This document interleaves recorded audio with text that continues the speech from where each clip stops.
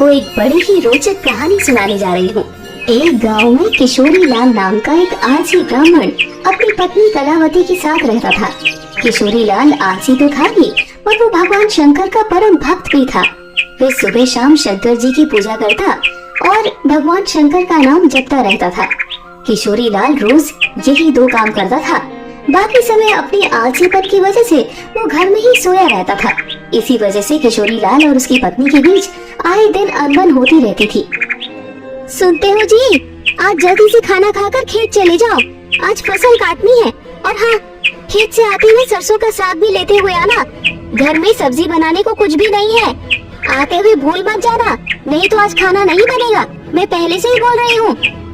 पत्नी ऐसा बोल ही रही थी कि किशोरी लाल अपनी पत्नी की बातों को नजरअंदाज करके बिस्तर पर सोने चला जाता है।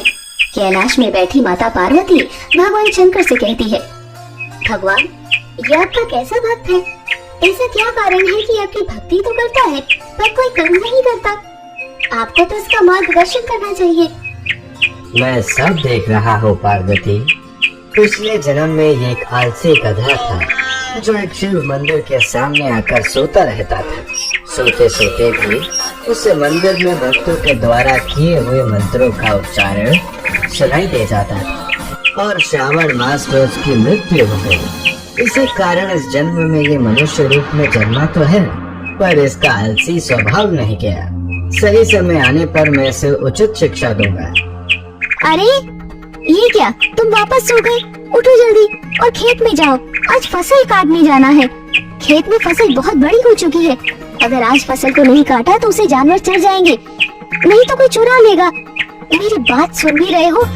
हे भोलेनाथ, न जाने इनका आलस कब खत्म होगा। मैं तो इनसे तंग आ चुकी हूँ।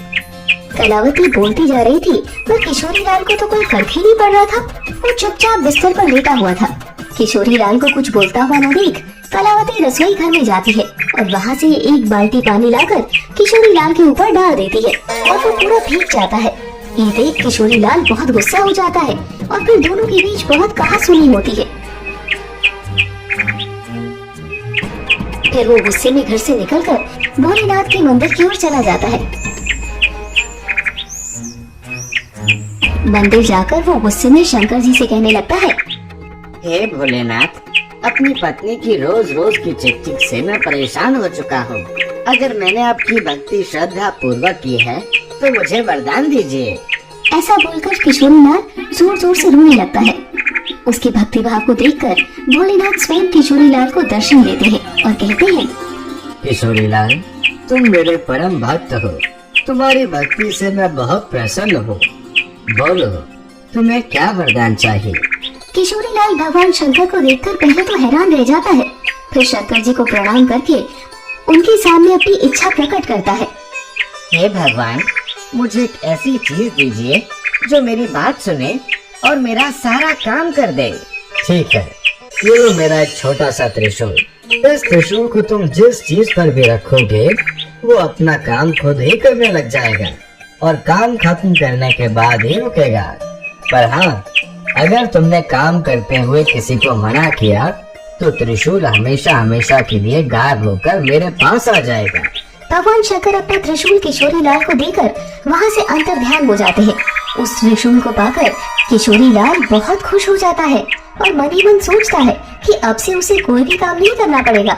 फिर वो त्रिशूल लेकर घर जाता है और अपनी पत्नी को शंकर भगवान के दिए हुए वरदान के बारे में बताता है। ऐसे ही कुछ दिन गुजर जाते हैं। किशोरी लाल उस त्रिशूल को पाकर बहुत खुश था। उसे उस दिन से कुछ भी काम नहीं करना पड़ता था। वह जिस भी चीज पर उस त्रिशूल को रख देता वो चीज अपने आप ही अपना काम करने लग जाता था। ऐसे ही एक दिन किशोरी लाल को चाय पीना था। उसने चाय के बर्तन में त्रिशूल रखा और बोला, मुझे एक कप चाय बना दो। ये बोलते ही चाय के पतीले में अपने आप ही दूध, चीनी और चाय की पत्ती डल जाती है और फिर उसको एक साथ उबालकर एक कप चाय बनकर उसके सामने आ जाती है। इसी तरह वो हर काम में शंकर भगवान की दिए हुए उस त्रिशूल को इस्तेमाल करता। घास में पानी देना होता तो वो त्रिशूल से अपने पानी देने वाली पाइप को छूकर पाइप को कहता, पाइप, ये एक बाल्टी पानी अपने आप से इन फूलों पर डाल दो।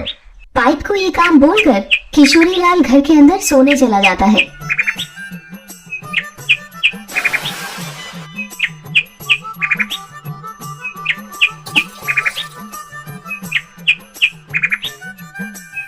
और उसके सोते ही लाइट चली जाती है।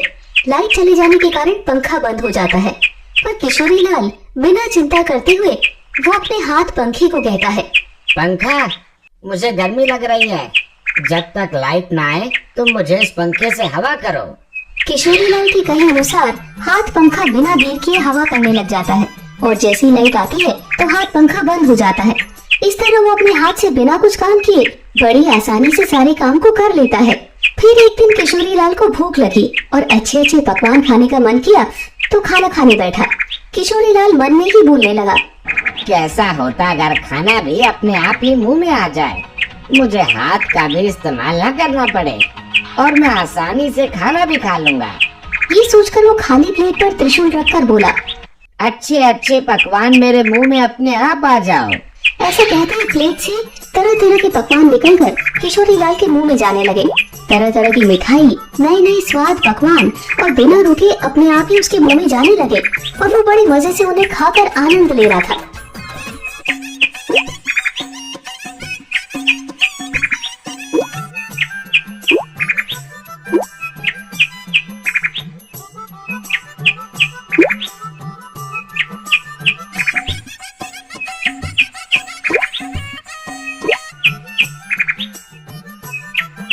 पर ये मजाक कुछ देर तक का ही था।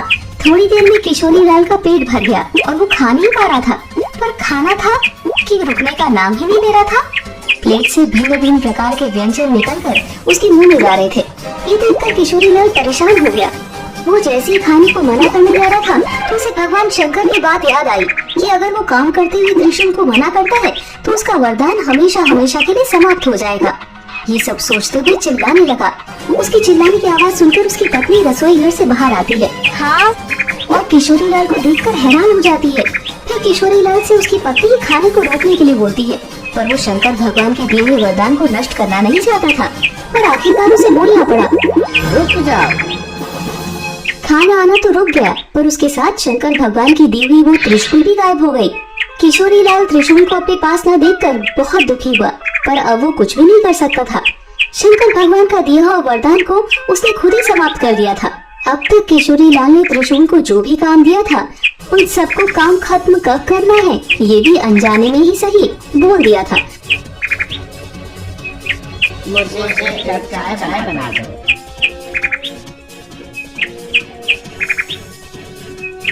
भाई, ये अपने आप से पर खाना खाते समय कब रोकना है ये नहीं बोला था, जिस कारण खाना बिना रुके उसके मुंह तक आता ही जा रहा था। हे महादेव, मैं समझ गया कि आपने मुझे ऐसा वरदान मुझे सबक सिखाने के लिए दिया था। मैं कितना बेवकूफ था जो आलस के कारण हर छोटे से छोटे काम को टाल दिया करता था। आपने मुझे सिखा दिया है कि छोटे छोटे काम के लिए किसी दूसरे पर निर्भर रहने से कितनी बड़ी मुसीबत आ सकती है। उस दिन के बाद से उसने आलस करना छोड़ दिया और वो रोज खेत जाने लगता है और अपना काम खुद करने लगता है। इस तरह उसका जीवन खुशहाल हो गया। दोस्तों, आपको ये कहानी कैसी लगी कमेंट करके जरूर बताएं। ऐसी और कहानी सुनने के लिए इसे लाइक और शेयर जरूर करें।